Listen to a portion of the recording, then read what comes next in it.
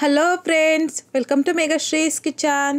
ಇವತ್ತಿನ ವಿಡಿಯೋ ಮೂಲಕ ಹಳ್ಳಿ ಶೈಲಿಯ ಸೀಸನ್ ಸ್ಪೆಷಲ್ ಆಗಿ ಹಿತ್ಕಿದ ಅವರೇ ಬೇಳೆ ಸಾಂಬಾರು ಯಾವ ರೀತಿ ಮಾಡೋದು ಅಂತಂದ್ಬಿಟ್ಟು ತೋರಿಸ್ಕೊಡ್ತಾ ಇದ್ದೀನಿ. ಸೊ ಬನ್ನಿ ಇವಾಗ ಯಾವ ರೀತಿ ಮಾಡೋದು ಅಂತಂದ್ಬಿಟ್ಟು ನೋಡೋಣ. ನಾನಿಲ್ಲಿ 1 kg ಆಗುವಷ್ಟು ಹಿತ್ಕಿದ ಅವರೇ ಬೇಳೆ ತಗೊಂಡಿದ್ದೀನಿ. ಸೊ ಈ ಅವರೆಕಾಯನ್ನು ಸುಲಿದ್ಬಿಟ್ಟು ಒಂದು 4 ಗಂಟೆ ನೆನೆಸಿ ಅದನ್ನು ಈ ರೀತಿಯಾಗಿ ಇಟ್ಬಿಟ್ಟು ಬೇಳೆ ರೆಡಿ ಮಾಡಿ ಇಟ್ಕೊಂಡಿದ್ದೀನಿ. ನಾನಿಲ್ಲಿ ಈ ಬೇಳೆ ಬಂದು 1 kg ಆಗುವಷ್ಟು ಆಗುತ್ತೆ. ಸೊ ಇವಾಗ ಈ 1 kg ಬೇಳೆಗೆ ಮಸಾಲೆ ರೆಡಿ ಮಾಡ್ಕೊಳ್ಳೋಣ. ಸೊ ಇವಾಗ ಈ ಬೇಳೆನ ಪಕ್ಕಕ್ಕೆ ಇಟ್ಕೊಂಡು ನಾನಿಲ್ಲಿ ಪ್ಯಾನಲ್ಗೆ 1 ಟೇಬಲ್ ಸ್ಪೂನ್ ಆಗುವಷ್ಟು ಎಣ್ಣೆ ಹಾಕ್ಕೊತಾ ಇದ್ದೀನಿ. ಇದರೊಳಗೇನೆ 1 ಟೀ ಸ್ಪೂನ್ ಆಗುವಷ್ಟು ಹುರ್ಗಡ್ಲೆ, 1.5 ಇಂಚ್ ಆಗುವಷ್ಟು ಚಕ್ಕೆ, ಹಾಗೆಯೇ ಒಂದು 7 ರಿಂದ 8 ಲವಂಗ ಹಾಕ್ಕೊತಾ ಇದ್ದೀನಿ. 1.5 ಇಂಚ್ ಆಗುವಷ್ಟು ಶುಂಠಿನ ಸಹ ಮೇಲ್ಗಡೆ ಸಿಪ್ಪೆ ತೆಗೆದ್ಬಿಟ್ಟು ಸಣ್ಣದಾಗಿ ಕಟ್ ಮಾಡಿಬಿಟ್ಟು ಹಾಕ್ಕೊತಾ ಇದ್ದೀನಿ. 2 ಮೀಡಿಯಮ್ ಸೈಜಲ್ಲಿರುವಂಥ ಬೆಳ್ಳುಳ್ಳಿನ ಸಹ ಮೇಲ್ಗಡೆ ಸಿಪ್ಪೆ ತೆಗೆದ್ಬಿಟ್ಟು ಹಾಕ್ಕೊತಾ ಇದ್ದೀನಿ. 1 ಮೀಡಿಯಮ್ ಸೈಜಲ್ಲಿರುವಂಥ ಈರುಳ್ಳಿನ ಸಹ ಸಣ್ಣದಾಗಿ ಕಟ್ ಮಾಡಿಬಿಟ್ಟು ಹಾಕ್ಕೊತಾ ಇದ್ದೀನಿ. ಹಾಕ್ಕೊಂಡಿದ್ದಾದಮೇಲೆ ಈ ರೀತಿಯಾಗಿ ಮಿಕ್ಸ್ ಮಾಡ್ಕೊತಾ ಲೋ ಫ್ಲೇಮ್ನಲ್ಲಿ 1-2 ನಿಮಿಷ ಈರುಳ್ಳಿ ಸಾಫ್ಟ್ ಆಗೋವರೆಗೂ ಸ್ವಲ್ಪ ಹೊತ್ತು ಫ್ರೈ ಮಾಡಿಕೊಂಡ್ರೆ ಸಾಕು.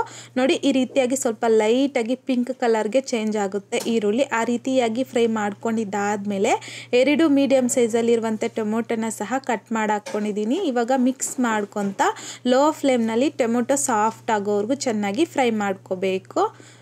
ನೋಡಿ, ಈ ರೀತಿಯಾಗಿ ಟೊಮೊಟೊ ಚೆನ್ನಾಗಿ ಸಾಫ್ಟ್ ಆಗಿದ್ದಾದಮೇಲೆ ಇದರೊಳಗೇನೆ ನಾನಿಲ್ಲಿ ಒಂದು ಅರ್ಧ ಕಪ್ ಆಗುವಷ್ಟು ಕೊತ್ತಂಬರಿನ ನೀಟಾಗಿ ವಾಶ್ ಮಾಡಿಬಿಟ್ಟು ಹಾಕ್ಕೊತಾ ಇದ್ದೀನಿ.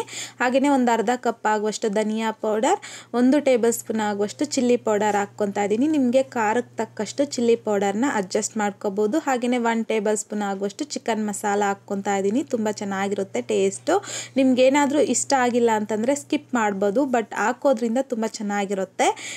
ಈಗ ಇದರೊಳಗೇನೆ 1 ಟೀ ಸ್ಪೂನ್ ಆಗುವಷ್ಟು ಗಸಗಸೆ, ಹಾಗೆಯೇ ಒಂದು ಅರ್ಧ ಟೀ ಸ್ಪೂನ್ ಆಗುವಷ್ಟು ಅರಿಶಿಣನ ಸಹ ಹಾಕ್ಕೊಂಡು ಇದನ್ನೆಲ್ಲ ಒಂದ್ಸಲ ನೀಟಾಗಿ ಮಿಕ್ಸ್ ಮಾಡಿಕೊಂಡ್ರೆ ಸಾಕು. ಫ್ಲೇಮ್ನ ಆಫ್ ಮಾಡಿಕೊಂಡು ಈ ಮಸಾಲೆ ಇಂಗ್ರೀಡಿಯೆಂಟ್ನ ಹಾಕ್ಕೋಬೇಕು. ಹಾಕ್ಕೊಂಡಿದ್ದಾದಮೇಲೆ ಒಂದ್ಸಲ ಮಿಕ್ಸ್ ಮಾಡಿಬಿಟ್ಟು ಈ ಮಸಾಲೆನ ಪೂರ್ತಿಯಾಗಿ ತಣ್ಣಗಾಗಕ್ಕೆ ಬಿಟ್ಬಿಡಿ. ತಣ್ಣಗೆ ಆದಮೇಲೆ ನೋಡಿ, ನಾನಿಲ್ಲಿ ಒಂದು ದೊಡ್ಡದಾದ ಮಿಕ್ಸಿ ಜಾರಲ್ಗೆ ಈ ಮಸಾಲೆ ಎಲ್ಲ ಹಾಕ್ಕೊತಾ ಇದ್ದೀನಿ. ಸೊ ಹಾಕ್ಕೊಂಡಿದ್ದಾದಮೇಲೆ ಅದೇ ಪ್ಯಾನಲ್ಗೆ 1 ಗ್ಲಾಸ್ ಆಗುವಷ್ಟು ನೀರನ್ನು ಹಾಕಿ ಆ ನೀರನ್ನು ಈ ಮಸಾಲೆ ಜೊತೆಗೆ ಹಾಕ್ಕೊಂಡು ಇದನ್ನು ಸ್ಮೂತಾಗಿ ಪೇಸ್ಟ್ ಮಾಡ್ಕೊಂಡು ತಗೋಬೇಕು. ಸೊ ನೋಡಿ, ಈ ರೀತಿಯಾಗಿ ಸ್ಮೂತಾಗಿ ಪೇಸ್ಟ್ ಮಾಡ್ಕೊಂಡು ತಗೊಳ್ಳಿ. ಇನ್ ಕೇಸ್ ಮಧ್ಯದಲ್ಲಿ ನೀರು ಸ್ವಲ್ಪ ಬೇಕು ಅಂತಂದರೆ ರುಬ್ಬೋದಕ್ಕೆ ಸ್ವಲ್ಪ ನೀರನ್ನು ಹಾಕಿ ಈ ರೀತಿಯಾಗಿ ಸ್ಮೂತಾಗಿ ರೆಡಿ ಮಾಡಿಕೊಂಡು ಮಸಾಲೆನ ಪಕ್ಕಕ್ಕೆ ಇಟ್ಕೋಬೇಕು.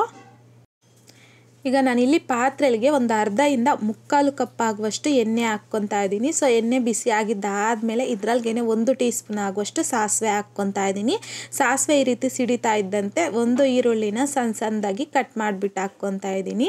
ಈಗ ಇದರೊಳಗೇನೆ ಕರಿಬೇವನ್ನು ಸಹ ಹಾಕ್ಕೊಂಡು ಈ ರೀತಿಯಾಗಿ ಮಿಕ್ಸ್ ಮಾಡ್ಕೊತಾ ಮೀಡಿಯಮ್ ಫ್ಲೇಮ್ನಲ್ಲಿ ಈರುಳ್ಳಿ ಸ್ವಲ್ಪ ಲೈಟಾಗಿ ಗೋಲ್ಡನ್ ಕಲರ್ ಚೇಂಜ್ ಆಗೋವರೆಗೂ ಚೆನ್ನಾಗಿ ಫ್ರೈ ಮಾಡ್ಕೋಬೇಕು.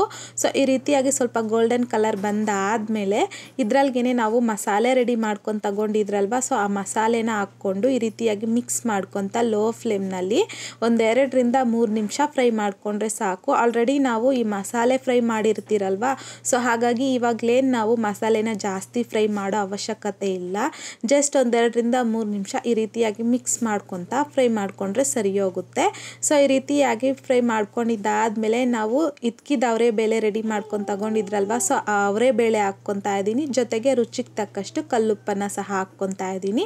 ಹಾಕ್ಕೊಂಡಿದ್ದಾದಮೇಲೆ ಈ ಮಸಾಲೆ ಜೊತೆಯಲ್ಲಿ ಚೆನ್ನಾಗಿ ಮಿಕ್ಸ್ ಮಾಡ್ಕೋಬೇಕು. ಈ ರೀತಿ ಎಲ್ಲ ನೀಟಾಗಿ ಮಿಕ್ಸ್ ಮಾಡ್ಕೊಂಡಿದ್ದಾದಮೇಲೆ ಇದರೊಳಗೇನೆ 1 ಲೀಟರ್ ಆಗುವಷ್ಟು ನೀರನ್ನು ಹಾಕ್ಕೊತಾ ಇದ್ದೀನಿ.